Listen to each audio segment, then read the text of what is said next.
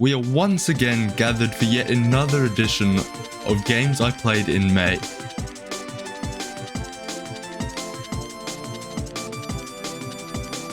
To start off for the month, I played What Remains of Edith Finch. I had held this game in my Steam library for a few months, but one night I just decided to finally play it. In the game, you play as Edith Finch as she returns to her childhood home to understand how each of her family members had died.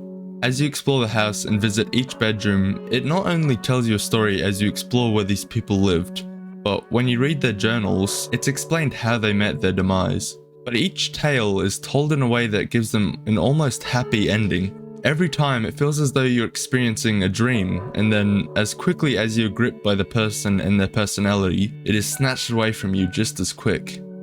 Through most of the game, it feels like a walking sim, but all of these stories are so fleshed out and engaging, and it was as if the game was a book that I couldn't stop turning the pages of. Although the game is quite short, being easily completed and unlocking all the achievements in under 2 hours, What Remains of Edith Finch is one of the most gorgeous, emotional, and certainly memorable games I have ever played, and I often find myself thinking back to it. Then, I picked up Hades. Everyone had always said that Hades was one of the greats for the roguelike genre, and I have to say, it lives up to the hype. The thing I loved most and noticed almost instantly in my time playing so far has been just how clear and unique the vision and the art style of the game is. And I don't exactly know how to describe it, but the game just feels great to play. Like, you can feel how polished the mechanics and every aspect of it is. And it's not even just a roguelike. Half the time the game just feels like a visual novel, and all the personalities and quirkiness of the other characters are half of the enjoyment that you get from playing it. While you progress through runs and talk to all the other different characters, the conversations all change dynamically. Such as one time when I beat the first boss and then returned to the house, she started yapping about how she wouldn't let me best her on the next run. This sort of thing is just so small, but super creative and innovative, and it just really immerses the player into the game and the whole story. Then, to fill in the gaps and waste a bunch of time of my already short life, played a bunch of more casual games, one of which being Skate 3. It's no wonder why Skate 3 is a beloved game even to this day, and although I didn't play it during my childhood, I know a lot of people who did. And recently, it's been one of my favorite games to hop onto just to pass some time or when I'm just chatting to friends. Simply because I know I'm going to have a good time. Hitting a crazy freestyle line or learning a new trick you've never done before is just an incredibly satisfying feeling.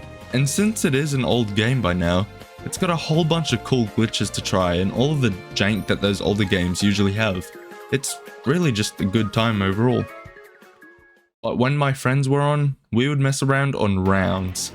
Rounds is actually a really great party game when you have friends to play with, and we just hopped on every once in a while when there was nothing else to play, and having all these crazy builds and demolishing your friends in just one bullet just gets funnier and funnier every single time.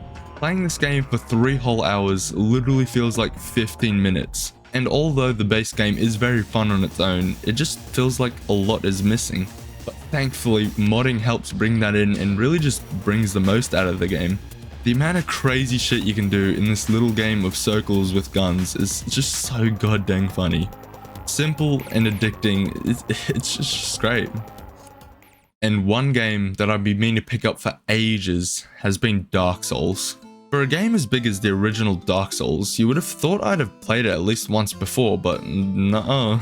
I have heard Hollow Knight being referred to as the Dark Souls of Metroidvanias, and I have to say, Hollow Knight has adapted many similar mechanics from the Souls games, such as the death system and when leaving one area and returning, all the enemies respawn. So I did find much of the early game of Dark Souls quite familiar when first getting into it. I am for sure not very far into the game at all though. Currently I'm exploring Darkroot Garden, but already the game has just gripped me.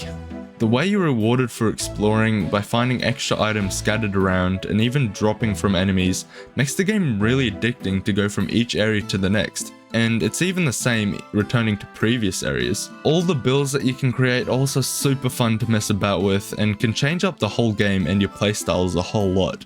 Now, unfortunately for right now, this game joins my long list of games I started but haven't finished yet, but I'll be for sure looking forward to picking this game back up.